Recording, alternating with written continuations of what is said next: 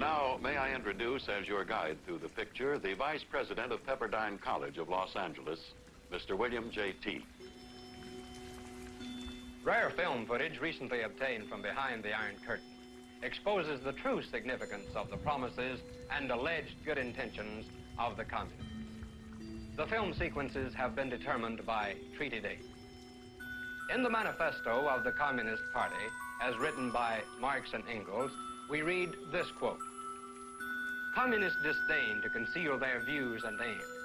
They openly declare that their ends can be attained only by the forcible overthrow of all existing social conditions," unquote.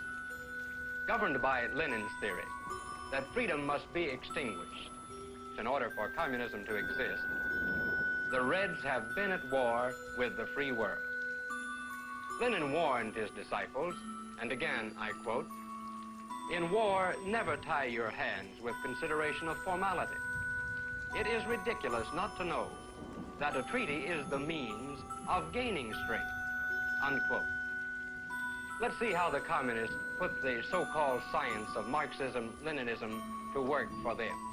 Note, if you will, the involvement of Khrushchev in the Ukraine and the key role he plays with Stalin as they move forward in the chronology of communist imperialism. The real threat doesn't arise from our failure to torture.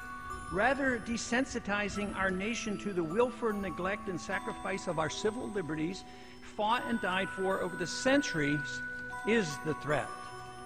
The concept of habeas corpus existed even before King John of England was forced in 1215 by his rebellious barons to sign the Magna Carta.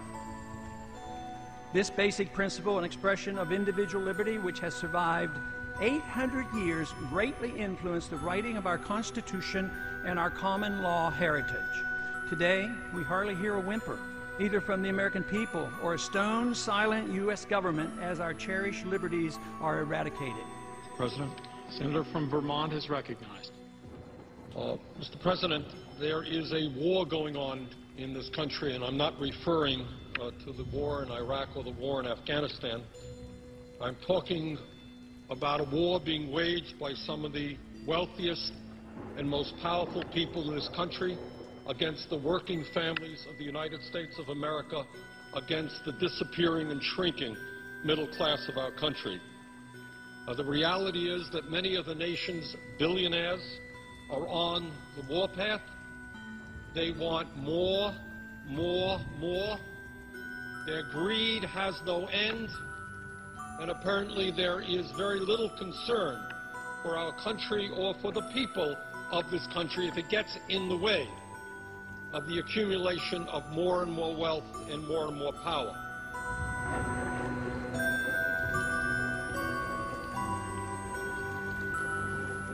Ladies and gentlemen, the very word secrecy is repugnant in a free and open society, and we are, as a people, inherently and historically opposed to secret societies, to secret oaths, and to secret proceedings.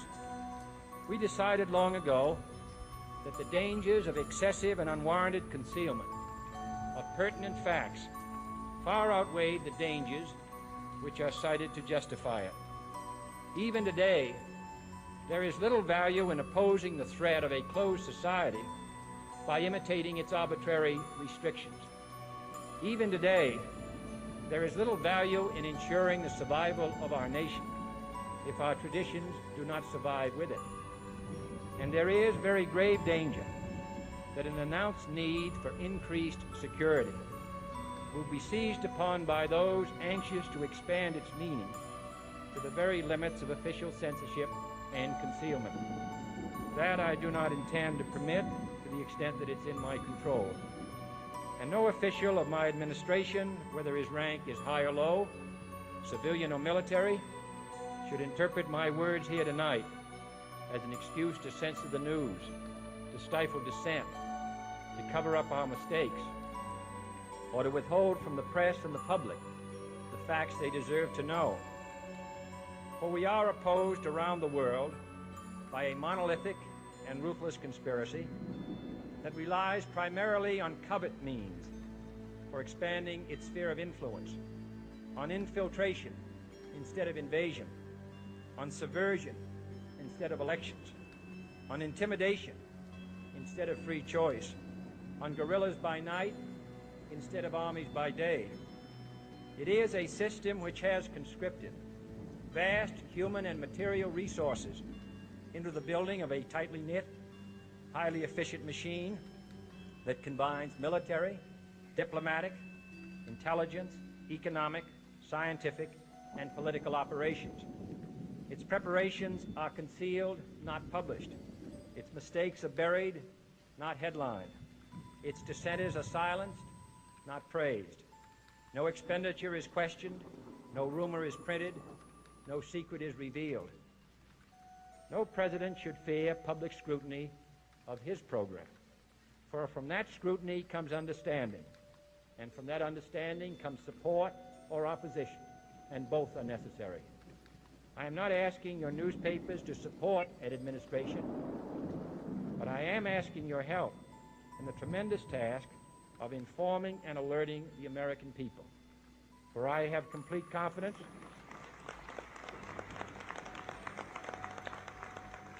in the response and dedication of our citizens whenever they are fully informed. I not only could not stifle controversy among your readers, I welcome it. This administration intends to be candid about its errors. For as a wise man once said, an error doesn't become a mistake until you refuse to correct it. We intend to accept full responsibility for our errors, and we expect you to point them out when we miss them. Without debate, without criticism, no administration and no country can succeed, and no republic can survive. That is why the Athenian lawmaker Solon decreed it a crime for any citizen to shrink from controversy. And that is why our press was protected by the First Amendment, the only business in America specifically protected by the Constitution, not primarily to amuse and entertain, not to emphasize the trivial and the sentimental, not to simply give the public what it wants, but to inform, to arouse, to reflect, to state our dangers and our opportunities, to indicate our crises and our choices, to lead, mold, educate, and sometimes even anger public opinion. This means greater coverage and analysis of international news, for it is no longer far away and foreign, but close at hand and local. It means greater attention to improved understanding of the news, as well as improved transmission. And it means, finally, that government at all levels must meet its obligation to provide you with the fullest possible information outside the narrowest limits of national security. And so it is to the printing press, to the recorder of man's deeds, the keeper of his conscience, the courier of his news, that we look for strength and assistance, confident that with your help, man will be what he was born to be, free and independent.